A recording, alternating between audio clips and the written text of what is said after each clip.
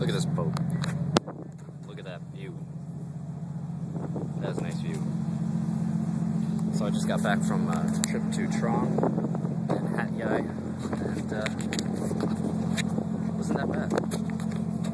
Trang seems to be a small town with not a whole lot happening, not a whole lot different from the town I came from. As I see different places in the world, it's striking how similar people are no matter how far you go, especially in the makeup of their towns. I noticed that all Thai towns seem to look alike so far, the ones I've seen anyway, with the difference being that the tourist ones have more signs in English and are generally just more gaudy and full of flair. I have been spending most of these past 2 or 3 days on a bus. I took the bus from Suratani to Hat Yai, which is 6 hours, and then I went to Trang, which is 2 hours. Then I went from Trang to Nakhon Si Thammarat to see a school there, which was nice.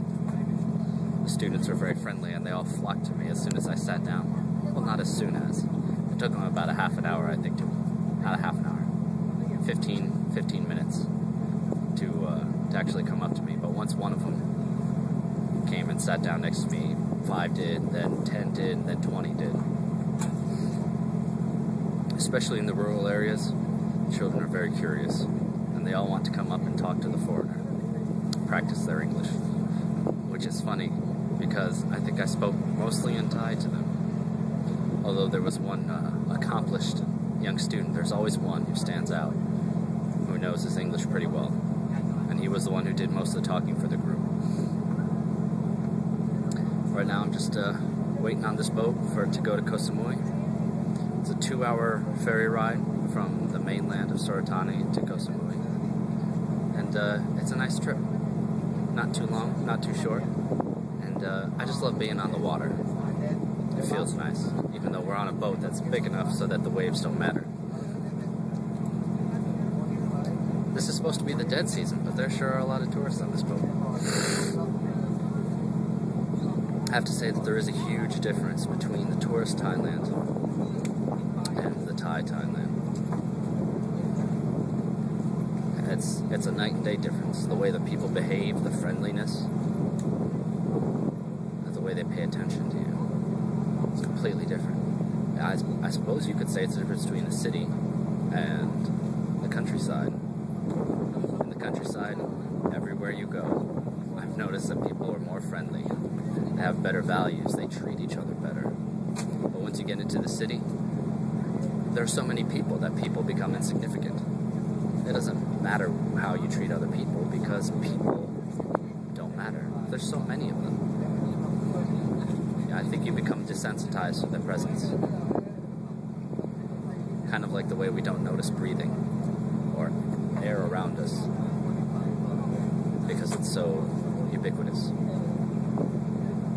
In cities, we don't care about people because there are too many to care about. You couldn't possibly care about them. Maybe that's the rationale.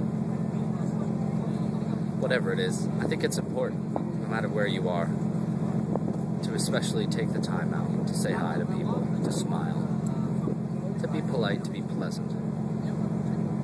These are essential human values that cannot be neglected, not for the well-being of the planet, or to be a good Samaritan, or to be moral, but for our own mental health.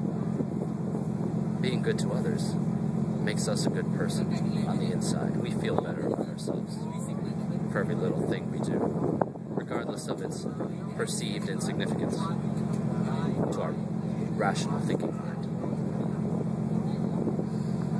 Well, that was all I had to say, really. This trip was started and over very quickly. I have to say I spent a lot of money. I think maybe 2,000 or 3,000 on the whole trip altogether. Between 2 and 3. Yes. Which is a lot for 2 or 3 days in Thailand. I'm beginning to conclude that my stay on Koh Samui is at an end. I've spent too much money here already. I've been here for 4 months, averaging about 15,000 to 20,000 a month. And that's just too much money to spend living in Thailand. You don't need to. I've received an offer to teach in Suratani, and I think I'll take it up. I'll probably be making around 30,000 a year. And the position is with a company so far that I feel very comfortable with. I've spent the past couple of days with a company called Road Experience International Limited. They have a website, teachinginthailand.co.uk. I think that's what it is. I'm not sure.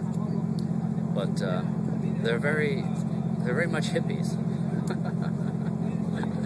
I stayed in one of their houses, which I made a video of, and it's just full of long-haired Bob Marley impersonators. And it was a good time. They played music, and they sang, and they goofed off on their computer, ate food, and basically did nothing for about a day.